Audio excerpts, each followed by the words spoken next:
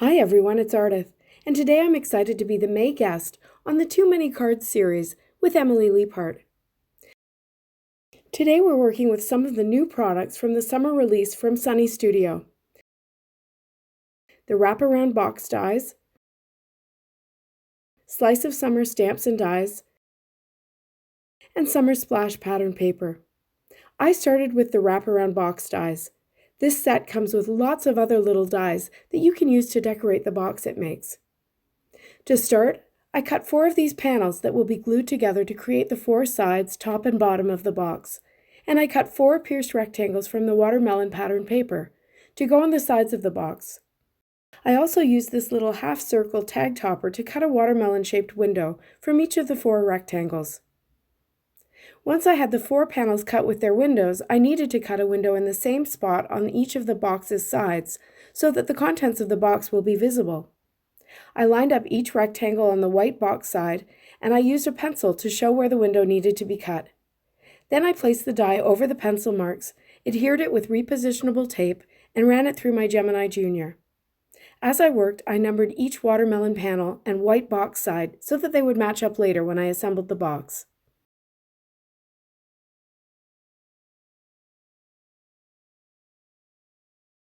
Next, I did some stamping to create a matching card.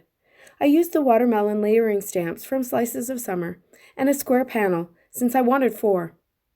I placed each stamp where I wanted it, and then stamped it before turning my panel on my MISTI so that I got 4 impressions.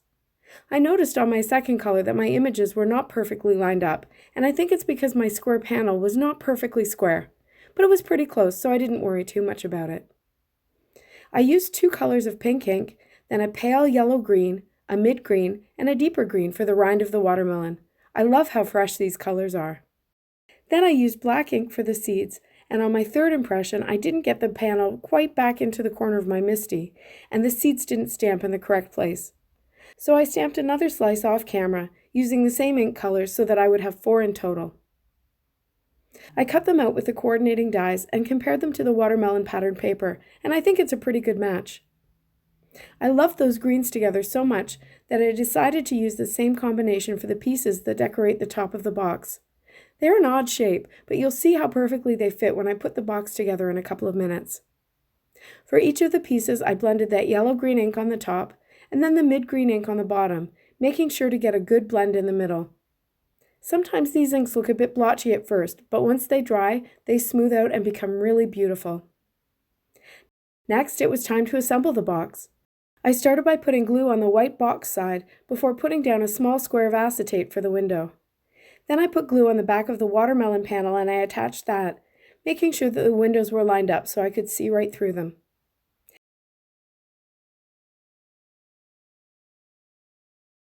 Then I added glue to the back of the blended green toppers and placed those on top.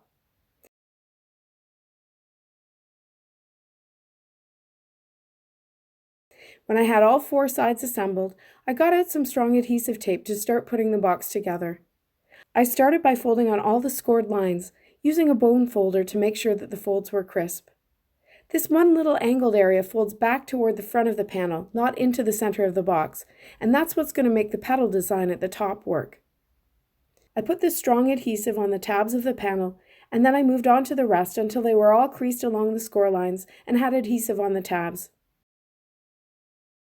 To assemble, I simply removed the release paper from one of the panels and lined up the next one carefully before pressing it down.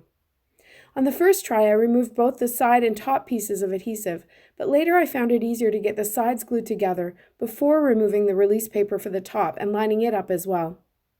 I've sped up the video so that you can see how I do it each time, and you can see how the top comes together as well.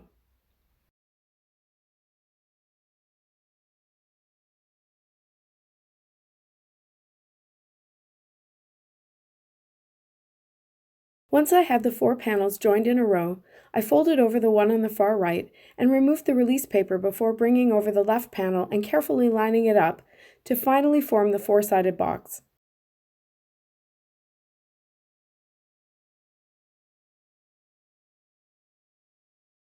I love the look of the 4 petals on top coming together. Finally, I used more of the strong adhesive on the bottom panels to close up the bottom of the box. I pressed down from inside of the box to be sure that the glue is really secure. It's such a sweet little box with windows to give a little peek at what's inside. I filled it with watermelon candies, of course, that just happened to fit right in with my color scheme. Then it was time to finish the card.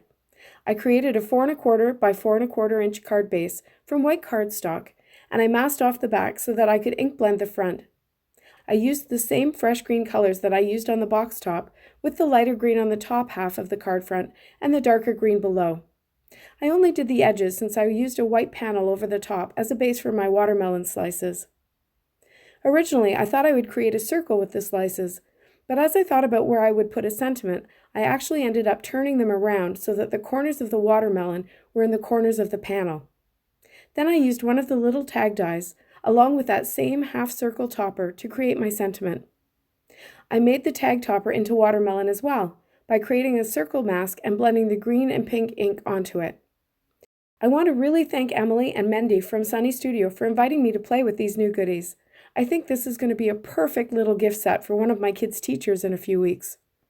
I'll be back at the end of the month with another Too Many Cards video, so stay tuned.